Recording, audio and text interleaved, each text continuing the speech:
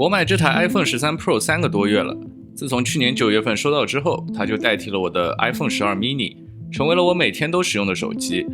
用下来后，从手机自身来说，它是接近完美的。说接近完美，是因为它肯定还是有缺点的，其中一个缺点甚至让我后悔选择了 iPhone 13 Pro。我是小天，欢迎回来。今天我就想和大家分享这3个多月以来我的 iPhone 13 Pro 使用体验。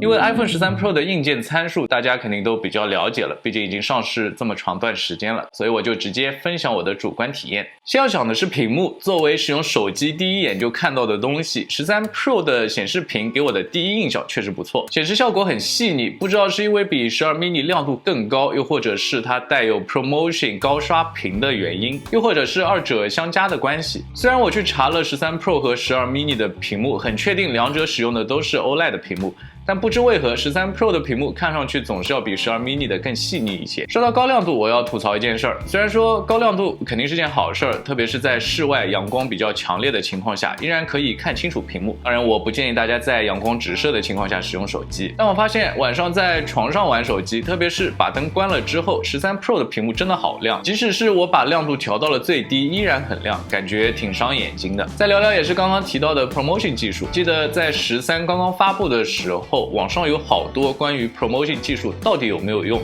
到底对体验的改善有多大帮助的争论。有些人说高刷屏一用就回不去了，也有些人说太夸张了，其实用起来没有多大的区别。我的想法是，首先 ProMotion 高刷屏幕对我们用户来说肯定是件好事儿，这样的新技术肯定能在有形或者无形之中给我们增加一些良性的使用体验。用下来后呢，我的感受是在刚上手的时候，对比我之前的12 mini，确实是会在左右滑动屏幕或者上下滚动 Safari 浏览器的时候有更顺畅的感受，但是几周或者说几天之后吧，当我的眼睛渐渐习惯了这个高刷率之后，就不会感到有什么不同了。我相信肯定会有对刷新率这件事比较敏感的同学，但是我自己有时候用回到之前的12 mini，也不会觉得12 mini 就比13 Pro 更卡顿。我觉得在这点上 iOS 系统本身就很流畅，也有功劳。关于屏幕，另一点我感觉比较遗憾的就是，虽然它使用的也是 LTPO 屏幕，但是并没有实现和 Apple Watch 上一样的息屏显示功能。2022年了，希望我们能在 iPhone 14上看到这个功能吧。以上就是我对13 Pro 屏幕的印象，更亮而且有 ProMotion 技术。什么？你说这次刘海变小了，我怎么不提？我连 MacBook 上有刘海都不在乎了，我还在乎 iPhone 上的刘海吗？把它打开的一瞬间，我并没有注意到这个刘海存在。然后是 iPhone 13 Pro 的性能方面其实也没什么好多说的了，最新的 iPhone 的性能总是过剩的。A15 芯片保证了13 Pro 可以做任何你想做的事情，无论是你想玩什么游戏，打开什么软件，它的性能都绰绰有余。我手机的大部分用途是拿来拍摄一些 4K 的素材，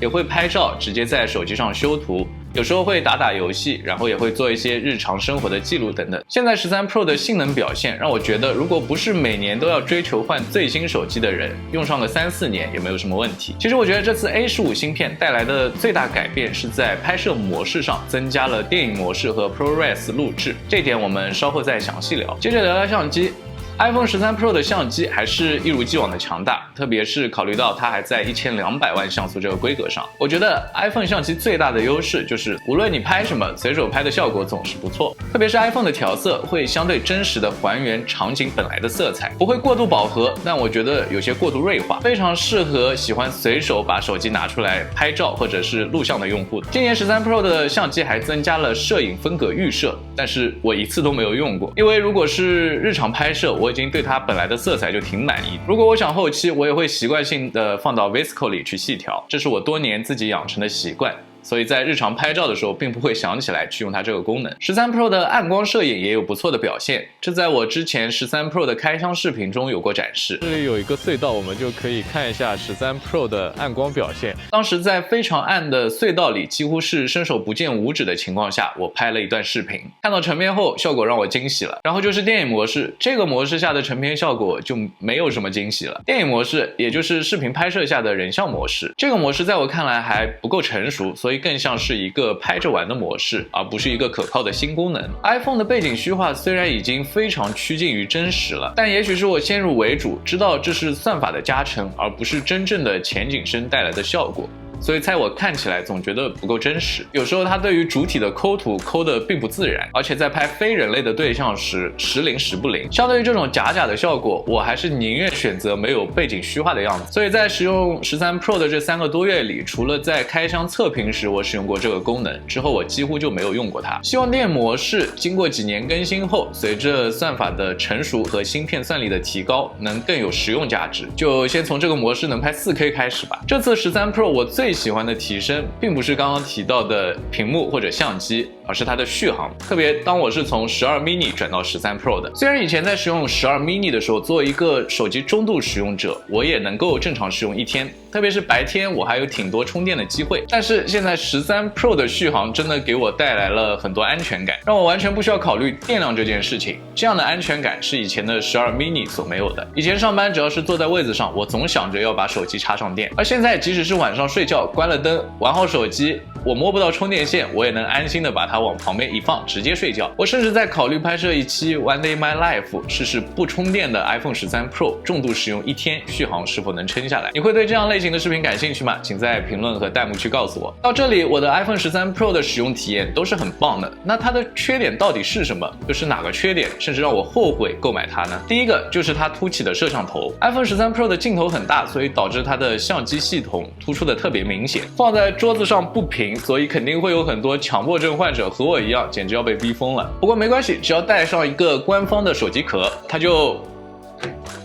还是不平，这简直是要逼死人的。不过没关系，这样的小缺点并不影响我的正常使用，也不是我后悔购买它的理由。我下一个不满意的地方就是这个 Lightning 的接口。多少年了，苹果依然在这样一台被称为 Pro 的手机上使用这样过时的技术。苹果，你的良心不会痛吗？ Lightning 接口不仅传输速度还停留在 USB 2.0 的水平，而且在这个 Type-C 已经普及的时代，充电也真的很不方便。我的餐厅只有2个充电接口，一个接口留给了餐厅的灯，另外一个接口就连了一个 USB-C 的充电器放在餐桌上，可以给 MacBook 或者 iPad 充电，这样方便在吃饭的时候可以刷剧。可是这样的话，我的13 Pro 就没法在餐桌上直接充电了，每次充电我都得跑回卧室把它插在我床头的 Lightning 充电线上，但这也意味着我吃饭的时候就没法使用我的手机了。真的，这个问题只需要一个 USB-C 的接口就能解决。既然苹果可以给这台专业手机一个专业相机，为什么不能同时给它一个专业接口呢？不过虽然 Lightning 接口让人郁闷，但是作为一个老苹果用户，谁手上还没几根 Lightning 充电线了？所以这也不是个事儿，凑合还能用。所以这最后一个我无法忍受的、让我后悔的缺点，就是它的重量，机身的203克，再加上一个手机壳，这接近半斤的重量，让我的手腕每天都在承受着它不该承受的重担。在换到13 Pro 的短短3个多月里，我的手腕和我的小拇指都工伤了，手腕会经常感觉到酸痛和僵硬，小拇指也因为使用时需要抵在手机的底部而硌出了一个重重的印记。这个印记会痛，摸上去硬硬的，就和老茧一样。我真的后悔在手机发布时我没有坚持选择13 mini。我也在想，如果14和现在爆料的一样没有了 mini， 我该何去何从？也许要投入 SE 的怀抱了。以上就是我 iPhone 13 Pro 3个月的使用体验分享，它有我不能忍受的重量、落后的 Lightning 接口以及凸起的摄像头，但有一说一，这些并不妨碍它依旧是全世界最好的手机之一。考虑到它顶级的屏幕、摄像头和优异的续航，只要你能接受它的重量，它绝对是一台值得购入的好手机。今天的视频就到这里，如果喜欢请记得订阅我的频道，还有一键3连。我是小天，一个普通的消费者、上班族和科技爱好者，我们下个视频再见，拜拜。